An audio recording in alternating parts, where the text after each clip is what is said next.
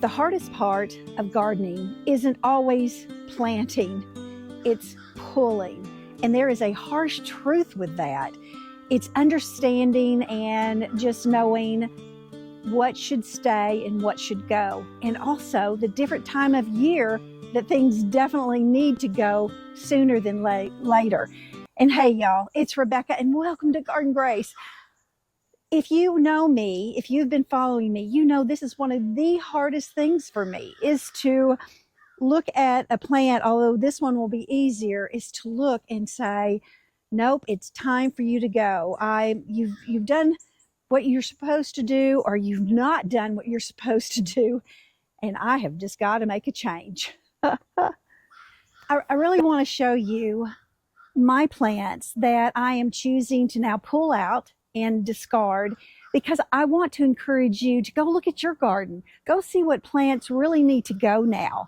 And maybe some that you could actually create, like I did with the tops of my Cherokee tomatoes. I clipped off. If you haven't seen that video, do go see it. And because they're looking really good, and I'm going to give it another week, and then I'm going to be able to get a sharp knife and divide the 3 that I had in a pot, and be able to replant them and get potentially some fall tomato harvest. So I'm excited about that.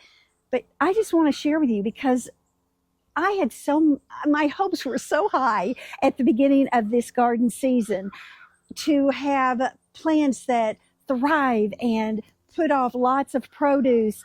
And the season that we had was one where so much rain came in the spring, and then it cut off, and then we were under this high heat and humidity dome, which caused blossom drop and bugs galore. I guess I should have just had a video that just said bugs galore. You've got your tomato fruit worm, you've got your flea beetles, you've got your aphids, the tomato hornworm. Yes, bugs galore. It's just I wasn't prepared for them. But I will be for next season, and that's the cool part. So I'm looking at this Ace 55 tomato plant, and y'all, if you're doing container gardening, and I thought this was one that would work. I truly did, but obviously it didn't, because it is very, I don't know. I'm going to pull it out for you just to show you. Well, I'm going to try to pull it out for you. Oh my gosh. So that tells me it's very compacted in there, and the root base was really going further inside that tier. Okay, so then I think, all right, so then that means it's taking even more nutrients.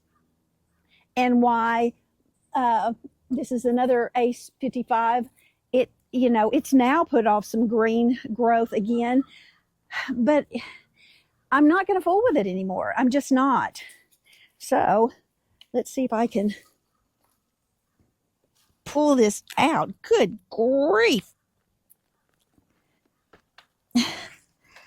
Okay, I got it.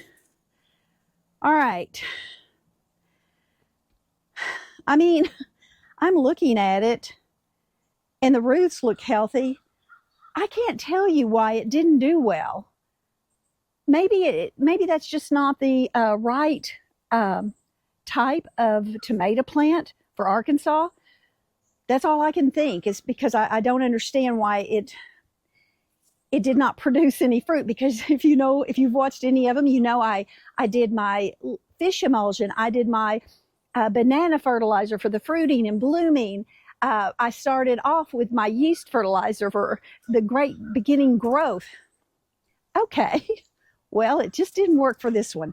So we're just going to chalk this up to a particular type of tomato plant that I'm just not going to do again.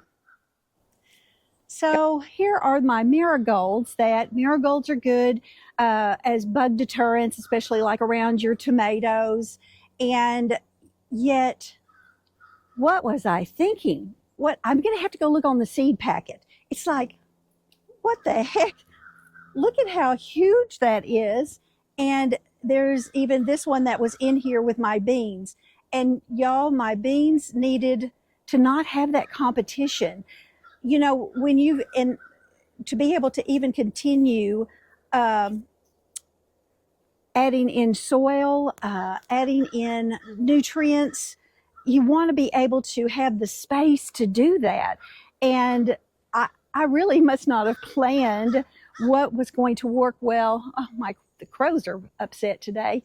They're probably after that hawk. If you hadn't seen that video, you ought to go look at that one. My predator that likes to come get my birds.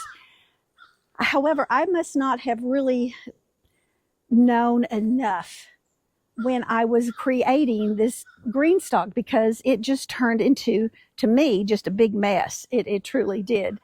And you can just see there is, it's just too much.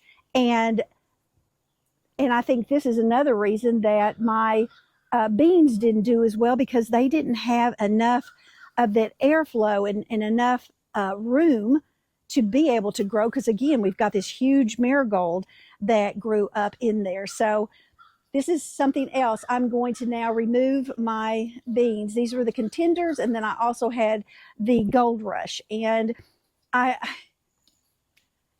don't know. It's just so funny. And these were some peppers. I think this was maybe the jalapeno peppers that I planted up on the top. And they never did anything. They never did anything. So I need to do some research and figure out why not. Why did you decide to grow a little bit and then do nothing? And it could be that there were some of those aphids that got on it as well, because they look like they've been chewed on. So again, I'm not going to feel bad. I'm not going to feel bad about removing some of these marigolds either, because goodness gracious, I need to get little miniature ones for this. I don't know what happened here, but they thrived. Some other things didn't thrive, but they definitely thrived.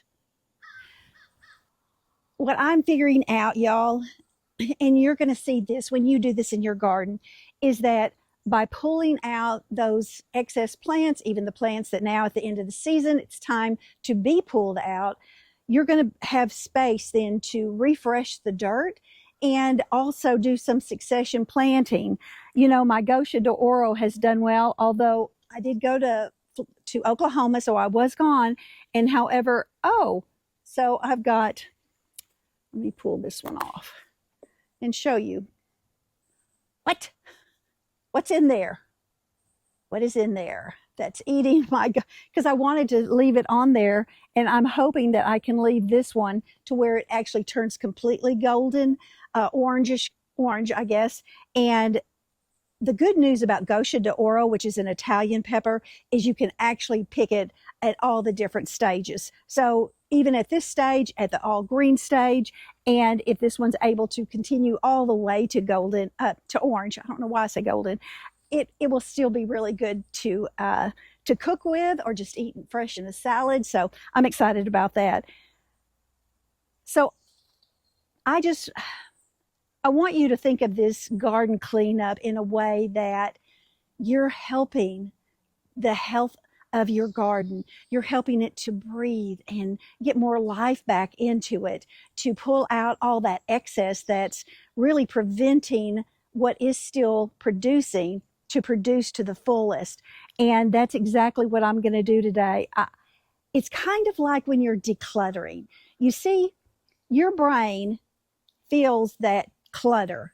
And when you start decluttering, it opens up those loops in your brain for being able to actually do something else with the space, with your area, with plants. And so that's what I'm looking forward to doing, because I look out here and I'm kind of like, ugh, what a mess. It's just, it's not at its optimum spot right now, or place that I want Garden Grace to be. And I do have my list of things that I'm going to get planted for a fall crop.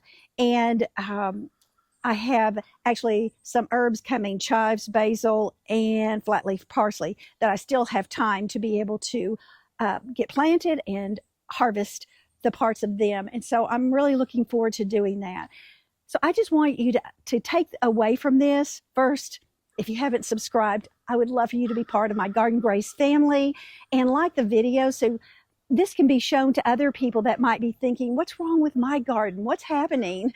And that they understand that this is all part of the process.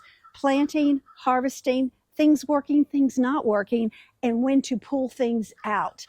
And instead of thinking of this as like loss, I want you to think of it as a repurposing, regrowth, room for more growth. And, you know, honestly, oh my goodness gracious, there, that's the marigold.